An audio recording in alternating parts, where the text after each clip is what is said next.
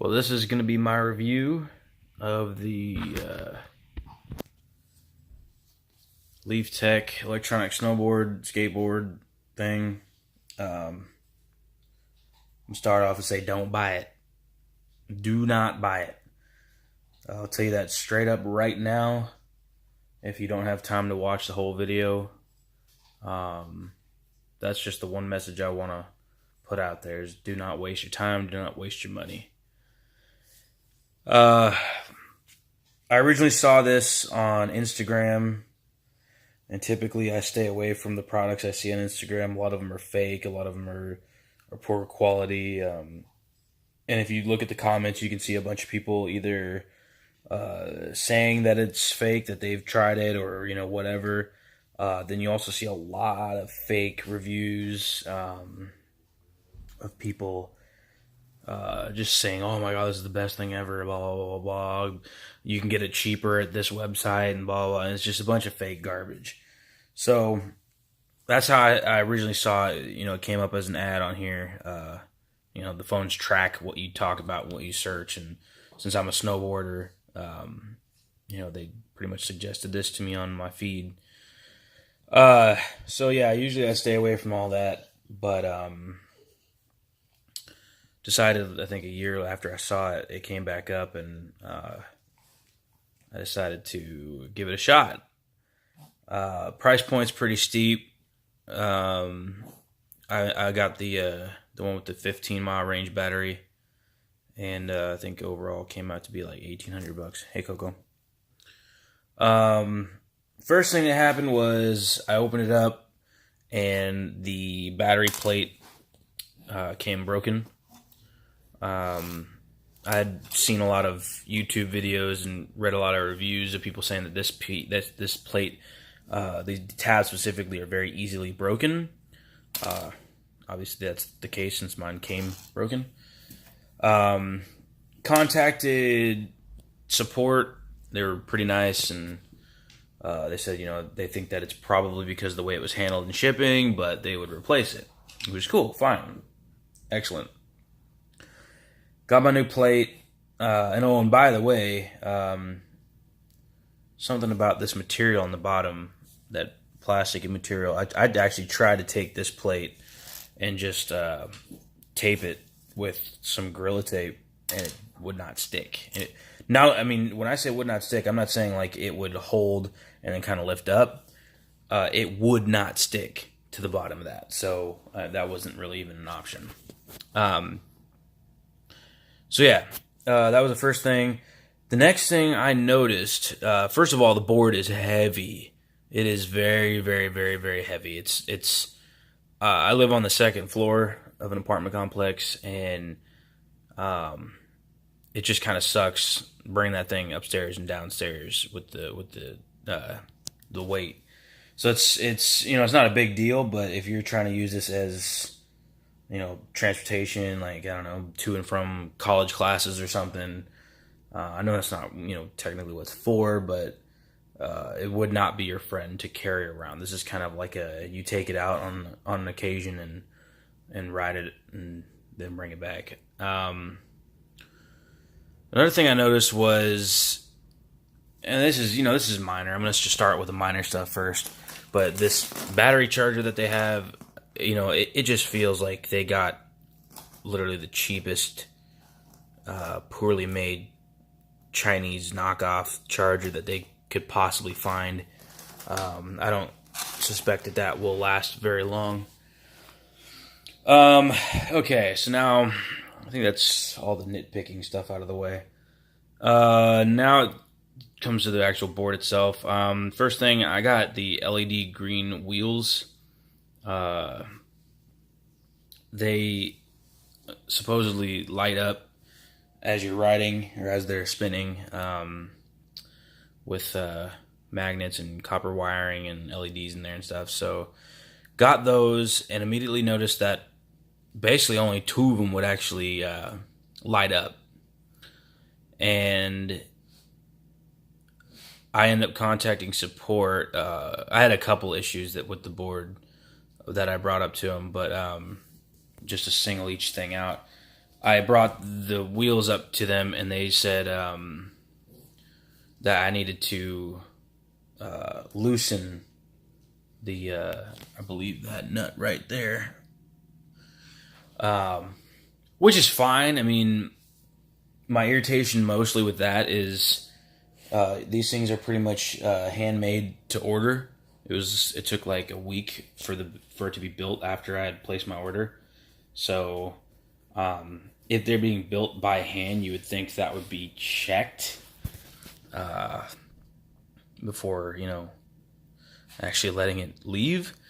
So I haven't checked that yet. I've been busy. I didn't really want to waste time with it. And the board had already pissed me off enough to the point where I think I'm gonna write off on it and either just take the loss or maybe try to sell it at a steal of a price just to get rid of it. So that was the wheels. The other thing I brought up to them was that the motors were acting weird. They were jittery. One would activate, one wouldn't. I know in their video they have like the onboarding video. They mentioned that it'll do that if you don't have a rider on it or something like that. But it was obviously something was wrong with this thing. It wouldn't. I tried all the different modes and I could not pick up speed at all. I would do the kickstart first. I would have the hill, the street outside my apartment it's basically flat, but it has a little bit of a slope. I tried going down that slope, and it just would not pick up speed. And it is very similar with snowboarding in the sense that when I'm snowboarding and I'm jamming at a constant speed, I'm fine. But the second I hit a patch of slush or something slows me down, that's when I have a bigger chance of actually falling. And sure enough, that's what happened. Kind of cut my knee open a little bit, cut up my arms, because this thing just it couldn't pick up speed. So, so that was a big issue. I brought that up to them. I brought up the fact that the Bluetooth kept cutting out between the controller here and the board. And this controller also feels like it's very, very, very poorly made, cheaply made. But that could be a big thing. This board's, like I said, super heavy. You're just gonna sit right there, huh? Oh, pretty. So you could be out on a ride. This thing's got a 15-mile range. In theory, I was originally going to try to take this to work and back, which my work is like maybe 4 miles away, maybe 5. And if I got, halfway to work or even all the way to work and I try to come home and, the Bluetooth wouldn't sync up between the board and the controller, I'd be pissed. I would be absolutely pissed. It's not really, it's pretty heavy. It'd be not fun to walk with for a while. So I brought up that issue to them, and then customer support then at that point really started getting rude, to be honest. They, one of the things I said was when I mentioned that the controller wasn't syncing up with the board, the response that I got back from the employee was, well, it just sounds like you need more time with the board. And I said, that doesn't really make sense. How do I need more time with something that's not fully functional? I told him at that point, I'd only ridden it a little bit, no more than an hour at that point when I first contacted them, and said, at this point I just want to get a refund. I could tell that this is going to be an issue. I'm going to have constant problems, and that's when they told me that they don't accept refunds. And that, to me, shows how shiesty of a company this is. That basically means they can sell crap and people are stuck with it. So I got a board that's got messed up motors, that's got, half working wheels, that's got a controller that doesn't sync up, and they're telling me I can't get a refund. Well, that's pretty much horseshit. in addition to that, I think this is just going to be the last little point I want to make here. At this point, I still had barely ridden the board. I would say no more than maybe 3-4 hours of ride time on this board. And the last time I was riding it, I looked down and I noticed that the grip tape is peeling. This board's never been wet. There's no reason for this to really even be happening, but I mean, it's not even sticky anymore. It's just peeling right off. Not a huge deal. That's a little stuck there. Cool. Not a huge deal, but for $1,800 and something that I haven't even really used that much, that's kind of not really acceptable. It's stuck on that side. So I end up contacting support about that, because at this point I'm really starting to get upset. I just want my money back. $1,800 is a decent amount of change. And I'm going to pull up this email here. So I ended up sending another request to the company. I got a response back from I believe the owner of the company. Got an email back from Aaron, the owner, or the founder, in response to what I had said, which basically said I've ridden my board for probably a total of 3.5 hours, and the grip tape is peeling. I've had numerous issues with the quality of this board, and the grip tape is starting to completely pull away from the nose of the board. And his response was to send an email to support at Leaf Technologies with photos or videos, and support will help you right away. So I'm like, all right, cool. Maybe we can get somewhere here.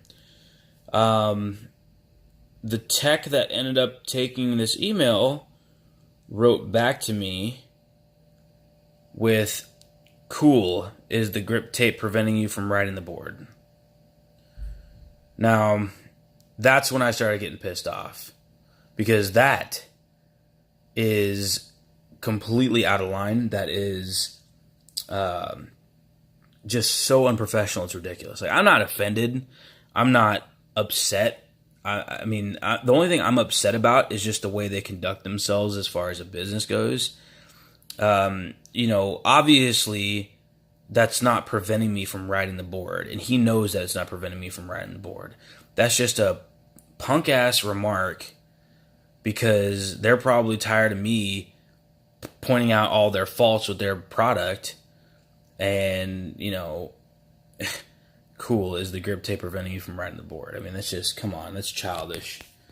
So, there's probably more I could say about this, but this video is getting long enough. The moral of the story is just don't buy it. Just don't do it. And, get a boosted board. Get one of the other, reputable brands that, are just like a standard electric skateboard. In theory, this whole thing was a decent concept. It seems like it could have been really fun. But, it's just on an inferior product. It's just not going to work. So save yourself the money and, get something else.